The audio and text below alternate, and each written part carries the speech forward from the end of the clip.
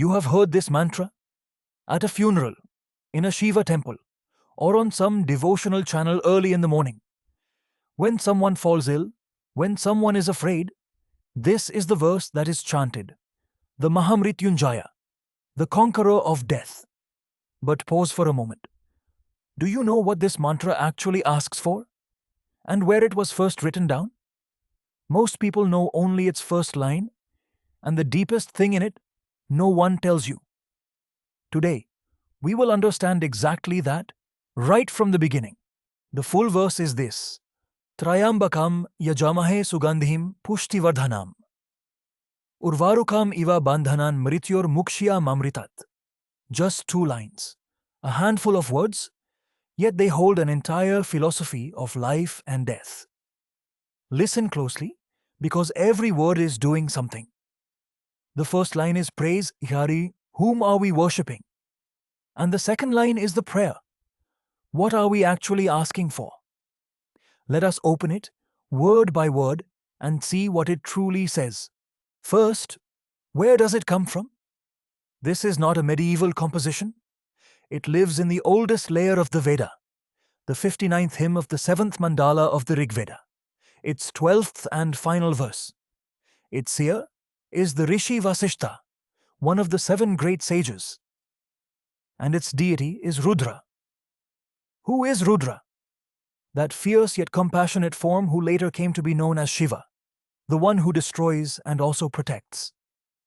This same verse still lives today in the Sri Rudram of the Shukla Yajurveda, in the Rudrashtadhyayi, where it is recited daily. So what we call the Mahamrityunjaya is a praise of Rudra, thousands of years old. Now the first line. Tryambakam Yajamahe. We worship the three-eyed one. Yajamahe means we offer ourselves in devotion. Then sugandhim, the fragrant one. But this does not mean mere perfume. Just as the scent of a flower spreads everywhere unseen, that consciousness pervades every particle, invisible, yet everywhere. And pushtivardhanam, the one who increases nourishment, who gives strength and growth. Notice, so far, death has not even been mentioned. First, we recognize the power that sustains all life. First praise, then the prayer. That is the order. And now, the line that is the very soul of this mantra, Urvarukam iva bandhanat. Urvaruka means a ripe cucumber, a ripened melon. Picture this. An unripe fruit clings tightly to its stem. Pull it, and you must force it. The vine is hurt, the fruit tears. But when that same fruit is fully ripe, it separates from the stem on its own, effortlessly. No pulling, no pain, no resistance. It is ready, and it falls in peace. This is exactly what the mantra asks, O Rudra, as the ripe fruit slips easily from the vine. So when my time comes, may I too be released from the bondage of death with that same ease. You will not find this image in any other mantra. Now let us clear up the biggest misunderstanding. The mantra does not say, never let me die. It says, Mrityor mukshiya, free me from the bondage of death, ma amritat, but not from the nectar, not from the deathless. Understand the difference. This is not a craving to become immortal. It asks for release from the grip of death, from the fear of death, without losing that immortality which is our true nature. So the mantra does not frighten, it dissolves fear. It is a prayer to depart ripe, fearless, at peace, and to live until then, with full strength.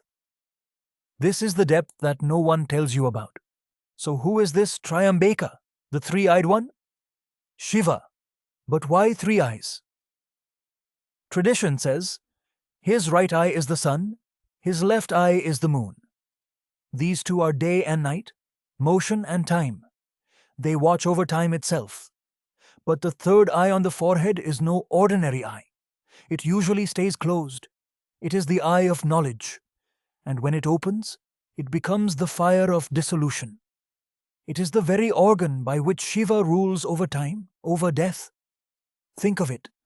We invoke the conqueror of death through his own death, dealing eye, praying that this same eye turns to us in mercy. The most famous story of this eye's power is the Kamadahana. After losing sati, Shiva was absorbed in deep meditation, withdrawn from the world. Meanwhile, to be saved from the demon Taraka, the gods needed a son of Shiva, and for that, Shiva had to be turned toward Parvati. So the gods sent Kama, the god of desire, to awaken love in Shiva's heart. Kama raised his flower arrow and loosed it. Shiva's meditation wavered for an instant, and then the third eye opened. A flame rose, and Kama was burned to ash on the spot by the fire of Shambhu's third eye. His wife Rati was left to grieve. This is that eye that can turn even desire itself to ash in a single moment. But here is a reversal that unlocks the whole secret of this deity. The eye that can burn to ash can also bring back life. Tradition holds that this very Mahamrityunjaya is the Sanjivani vidya, the knowledge that revives the dead. The Linga Purana tells the story. Shukracharya, the guru of the demons, through fierce penance to Shiva, obtains this death-reviving vidya, the power to bring the dead back to life. And when the sage Dadhichi is slain, Shukracharya restores him with this very knowledge and teaches him this mantra. The message could not be clearer. The true devotee of Shiva loses the fear of death, because death and life are both the play of that same one. And there is a story that lives in the heart of every devotee, that of Markandeya. The sage Mrikandu had been given a choice: a dull son with a long life, or a brilliant son who would live only 16 years. He chose the brilliant son, Markandeya. That boy became such a supreme devotee of Shiva that when, in his 16th year, Yama came to take his life, he clung to the Shivalinga with both arms and kept chanting the Mahamrityunjaya. Yama cast his noose, but tradition says Shiva himself burst forth from the linga, stopped Yama, and made the boy Chiranjivi, undying, beyond age and death. Even after the cosmic dissolution, Markandeya remained. This is the living testimony of this mantra. The grip that saves is not the grip of fear, but of devotion. So where does this conqueror of death abide today? In Maharashtra, near Nashik at Trimbakeshwar, one of the 12 Jyotirlingas, and one of the most special. The story goes that the sage Gautama was wrongly burdened with the sin of killing a cow.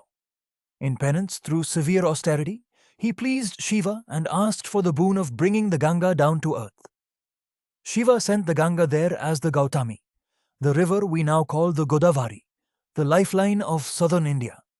And at the sage's request, Shiva fixed himself there forever, at the foot of the Brahmagiri hill, as the Jyotirlinga. And so the conqueror of death still abides at the very source of the Godavari.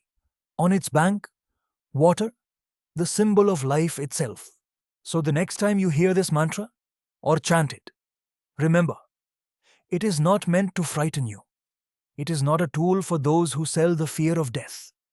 It is a prayer to that three-eyed one, that we be nourished and strengthened all our lives, and when the time comes, that we depart like a ripe fruit, fearless and at ease. No fear of death, no craving for immortality, only peace. That is what the scripture says, with no fear sold to you.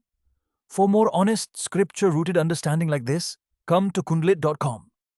Free Panchang and Muhurta tools, and deep, true Jyotish, all in one place. Om Tryambakaya Nama.